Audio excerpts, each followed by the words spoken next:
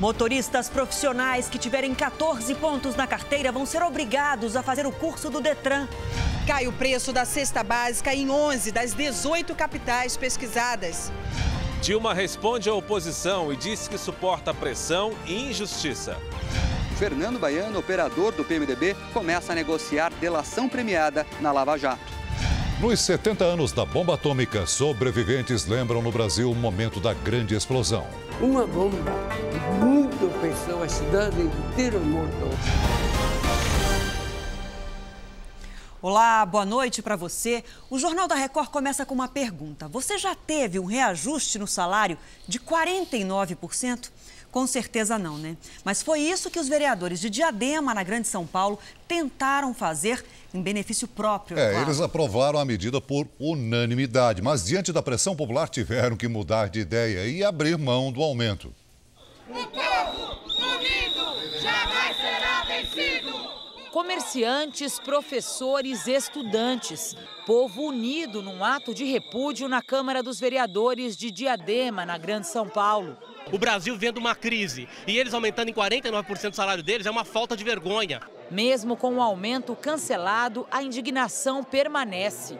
Não tem saúde, não tem médico, não tem medicamento, funcionário público com dinheiro atrasado sem receber e eles aumentam R$5.000 de salário. Nas ruas, o sentimento é o mesmo. Seu esposo teve um aumento de 49%? Oh, coitado. Você sabe qual é o aumento da aposentadoria, não sabe? Os 21 vereadores da cidade, de diversos partidos, tinham aprovado por unanimidade o reajuste de 49% nos próprios salários há 20 dias. Hoje, eles ganham por mês quase R$10.200 e passariam a receber pouco mais de R$15.000. O presidente da Câmara se defende. Diz que ele não seria beneficiado com o aumento, que só passaria a valer no próximo mandato, em 2017. O senhor vai concorrer à eleição no próximo mandato? Talvez sim, talvez não. A grande maioria vai concorrer? Acredito que sim, né? Quem seriam os beneficiários? Os que fossem eleitos. O impacto do aumento nos cofres públicos seria de R$1.260.000 por ano. Por conta da pressão popular, os vereadores voltaram atrás na decisão e, por unanimidade, vetaram agora a proposta de aumento salarial. Nós atendemos o povo. O povo pediu, nós fizemos. Acho que por questão de voto, perder voto, por isso que eles devem ter voltado atrás. Em julho, o preço da cesta básica de alimentos ficou mais barato em 11 capitais brasileiras. Em tempos de produtos caros, Débora se espantou com o preço do tomate. Já esteve bem pior. A cesta básica teve redução de preço em 11 capitais brasileiras no mês passado. As maiores quedas foram registradas em Belém, quase 5%, Manaus, mais de 3% e Natal, também mais de 3%. Para este economista, os preços estão caindo porque a população sentiu o peso da crise. O brasileiro está procurando economizar em busca de preços menores ou levando menos quantidade na hora de fechar o seu carrinho de compras no supermercado. As maiores altas foram registradas em Aracaju, com quase 4%, Belo Horizonte, com quase 2% e Rio de Janeiro, com quase 1%. E até para entender a alta de preços no Rio, a gente tem que falar de Olimpíadas. O grande número de obras mantém a cidade como a campeã de investimentos no país. O dinheiro circula e garante um maior poder de compra para o consumidor carioca. A Rio 2016 mantém ainda canteiros de obras com contratação de vários segmentos de construção civil, que vem mantendo o mercado carioca bastante aquecido. Nessa corrida pelo menor preço, Vanessa tem uma tática para economizar. Em vez de comprar carne moída, eu compro soja e faço bolinho de almôndega, hambúrguer.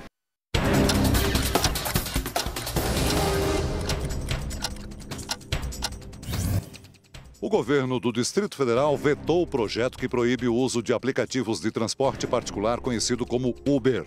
O governador espera nos próximos 90 dias discutir uma regulamentação para o serviço.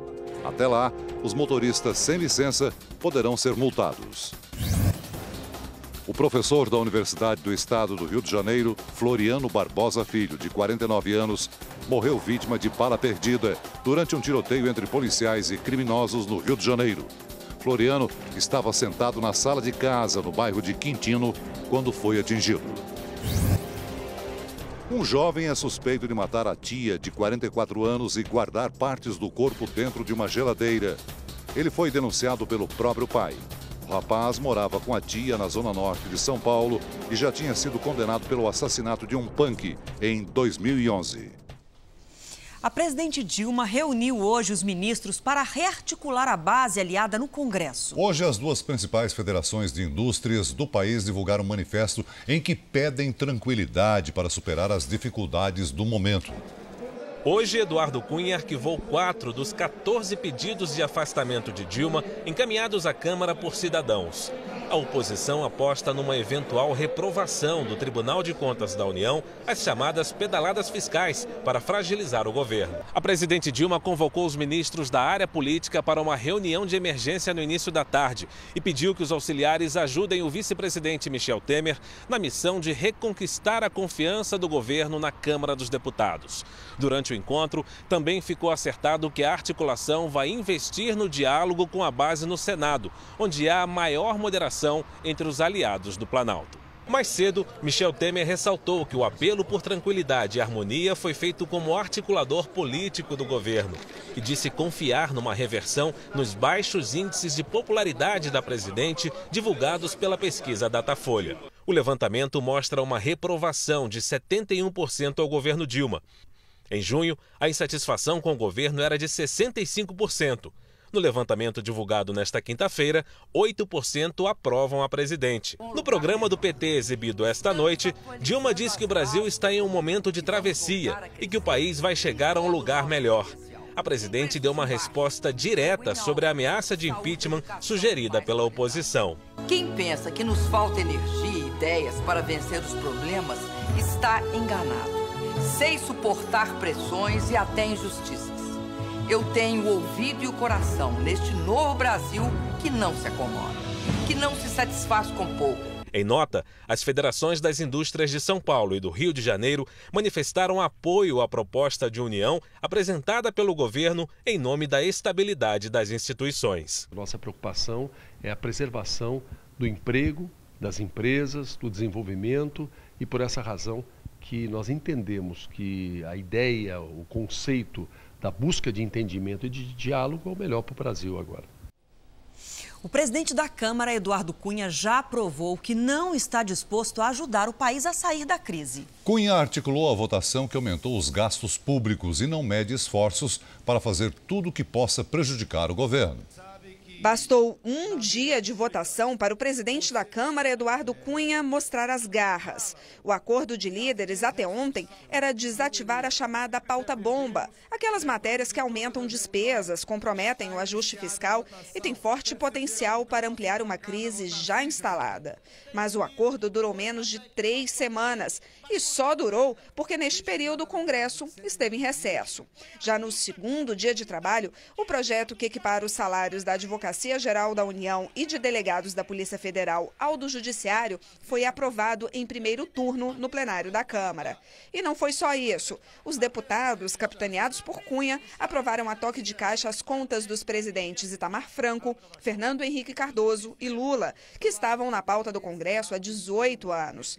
Tudo para abrir espaço para o julgamento das contas do atual governo. O presidente da Câmara, Eduardo Cunha, é oposicionista declarado, mas nega a participação no resultado da votação. Na prática, o que eu fiz foi tentar ajudar.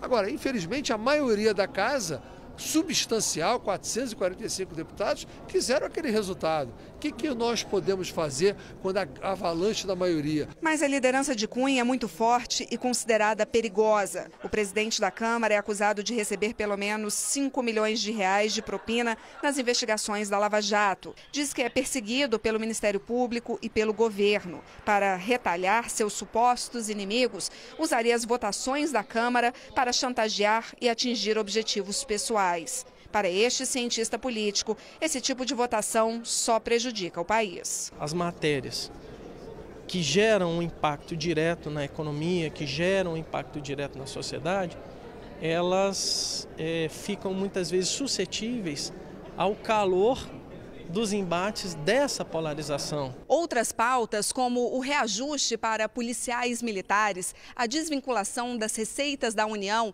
a correção do FGTS e os vetos da presidente que freavam gastos, devem ser votadas aqui na Câmara. Tudo isso causa um impacto de quase 100 bilhões de reais aos cofres públicos. Hoje, os deputados oposicionistas e até da situação, mais uma vez, fizeram papel de coadjuvantes, instalaram uma nova CPI com o objetivo de dar trabalho para o governo, a do BNDES. Nós não podemos aqui confundir a CPI com CPI de situação, com CPI de oposição, com CPI de grupo A ou de grupo B. Para o PT, que foi alijado da direção de todas as novas comissões e ficou só com a segunda vice-presidência, a CPI é apenas uma tentativa de Cunha enfraquecer o governo. Há disputa política no Brasil e setores de oposição tentam, usando da CPI, contaminar o ambiente político.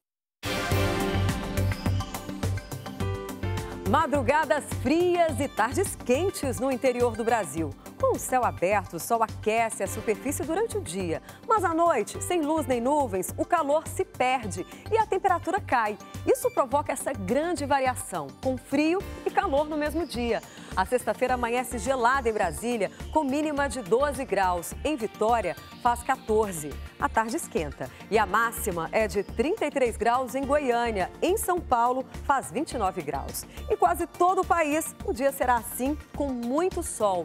Temporais atingem a área entre o oeste do Amazonas e o Amapá. Pancadas de chuva sobre parte do litoral nordestino e no sul gaúcho. Em Florianópolis, o dia será ensolarado e a máxima é de 27 graus. Em Natal, faz 29. Em Manaus, 36. No Rio de Janeiro, sol e muito calor. E a máxima é de 33 graus.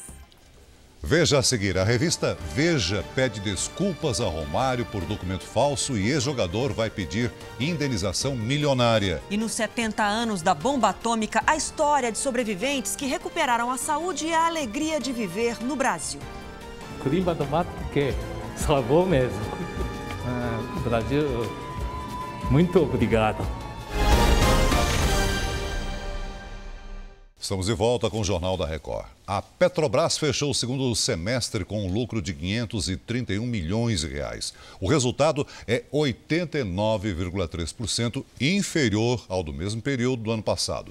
A redução foi causada pelo pagamento de 1,6 bilhão de reais em multas à Receita pela reavaliação dos ativos da empresa e pela queda no preço internacional do petróleo.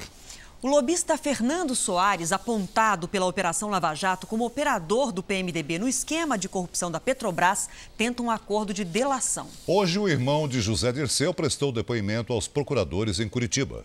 O depoimento do irmão de José Dirceu, Luiz Eduardo de Oliveira e Silva, durou toda a tarde. Segundo o Ministério Público Federal, ele cobrou propinas de empresas que prestavam serviços da Petrobras, enquanto o ex-ministro cumpria pena pelo mensalão. O advogado confirmou os pedidos de dinheiro, mas negou qualquer irregularidade. Ele pediu sim, não propina, ele pediu ajuda. Ele estava numa situação financeira ruim e ele foi pedir ajuda. Hoje a Polícia Federal anunciou que está investigando a compra da casa onde mora a mãe de Dirceu, no interior de Minas Gerais. Segundo os delegados, o imóvel teria sido usado para ocultar patrimônio do ex-ministro.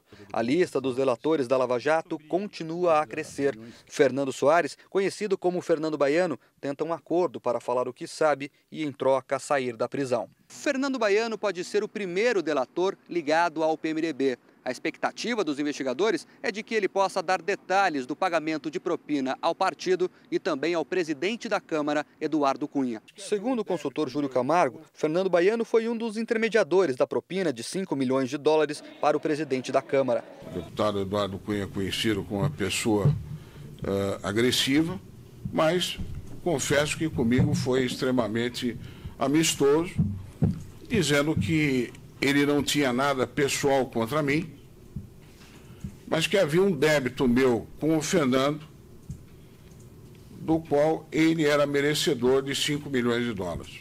A Procuradoria da República anunciou hoje que apresentou denúncia contra o ex-diretor da Petrobras, Jorge Luiz Zelada, e outras 5 pessoas por corrupção, lavagem de dinheiro e evasão de divisas.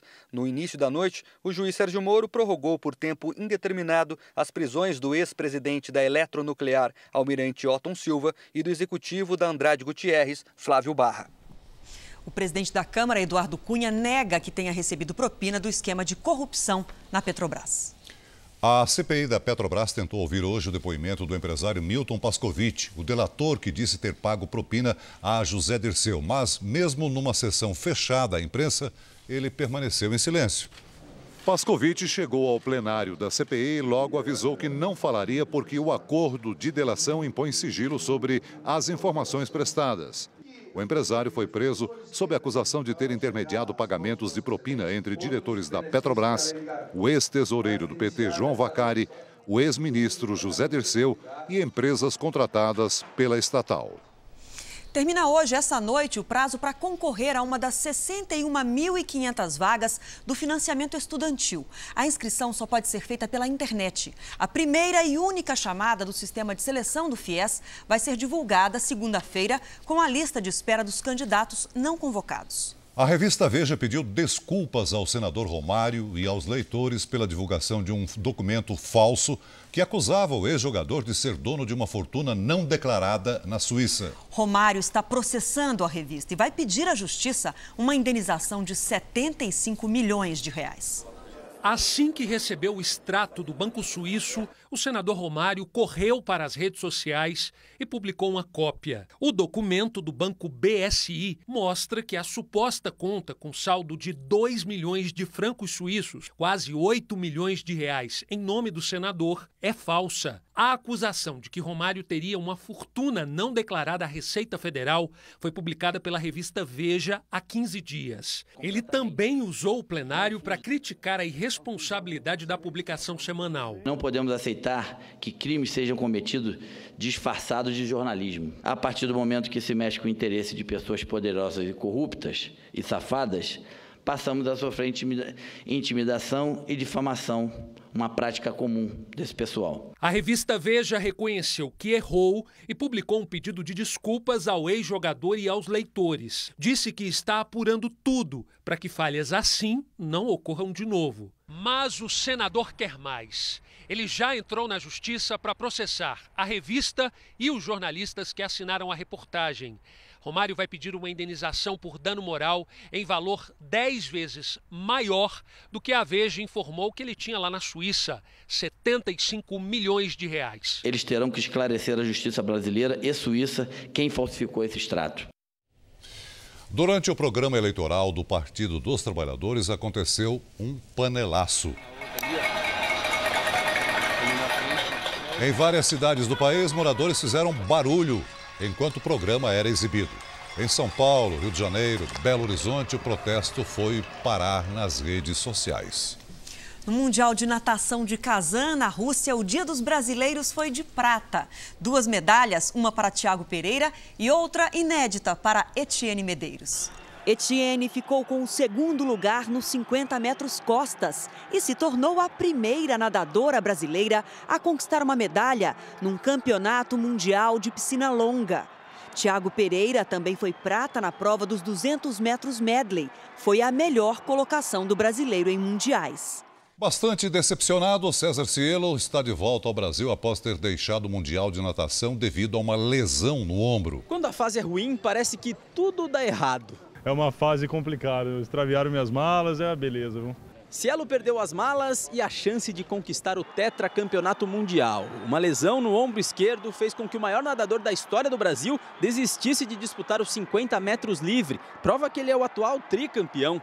Depois de uma decisão conjunta com os médicos da delegação brasileira, Cielo deixou o Mundial de Esportes Aquáticos disputado em Kazan, na Rússia, e chegou hoje pela manhã em São Paulo. Se eu tivesse 19, eu ia dar um fora para todo mundo, ia estar nadando 50 livre de qualquer jeito, mas acho que a experiência, a maturidade tem que contar nessas horas. A única prova que César Cielo disputou em Kazan foi os 50 metros borboleta, onde terminou em sexto e começou a perceber que a lesão incomodava. Visivelmente chateado, mas pronto para recomeçar. E a motivação de César Cielo para voltar aos treinamentos se chama Olimpíada do Rio de Janeiro. Tem 364 dias para ficar pronto e eu vou fazer o que for preciso aí para virar a página. Eu já fiz isso várias vezes. Agora resta esperar e ver se o dono do recorde, o homem mais rápido das piscinas, vai voltar a ser o César Cielo que o mundo conheceu. Agora os destaques internacionais. Doença causada por falta de limpeza do ar-condicionado assusta americanos. Só em Nova York, 8 pessoas morreram contaminadas. Outros 97 pacientes estão internados com infecção pulmonar na cidade. Eles sofrem de uma pneumonia provocada por uma bactéria encontrada nos sistemas de ar-condicionado. O Egito inaugurou a ampliação do Canal de Suez. A obra deve dobrar as travessias entre o Mar Vermelho e o Mediterrâneo. E é uma tentativa do governo de recuperar a economia do país. Na inauguração, um desfile naval e a presença de chefes de Estado. A nova faixa de 35 quilômetros pretende aumentar o comércio internacional. O governo prevê que a arrecadação cresça 8 bilhões de dólares até 2023.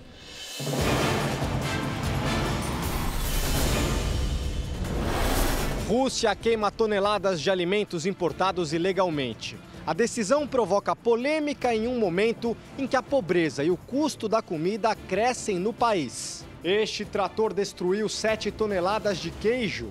Caixas de bacon foram jogadas no incinerador. A Rússia baniu as importações do Ocidente após sanções impostas a Moscou por apoiar separatistas da Ucrânia. Autoridades da França e da Malásia discordam sobre destroços de avião. Cíntia Godoy. Pedaços de poltronas e janelas foram localizados na ilha Reunião, perto de Madagascar. Mas investigadores disseram que ainda não é possível confirmar a origem do material. Na semana passada, parte de uma asa foi encontrada no mesmo local. Ela está sendo analisada na França, para onde também serão levados os destroços encontrados hoje. O governo malaio afirma que eles são do avião da Malaysia Airlines. Parentes das vítimas estão revoltados com um desencontro de informações. Médico é acusado de dopar e estuprar pacientes. Raquel Vargas. Até agora, 11 vítimas foram identificadas, entre elas mãe e filha menor de idade. Bim Ben Chung, de 41 anos, foi denunciado pela própria esposa. Ela encontrou um vídeo em que o marido tinha relações com uma mulher inconsciente. A licença do médico de Los Angeles foi suspensa em junho por posse de pornografia infantil. Com as novas denúncias, ele foi preso e a fiança aumentou para quase 3,5 milhões de reais. A seguir, saiba quais são os perigos de ter a senha do Wi-Fi roubada. E também, japoneses relembram os 70 anos da bomba atômica e os sobreviventes de Hiroshima que vieram para o Brasil tentar uma nova vida. Paraíso é Brasil. Saúde. Parabéns, Brasil.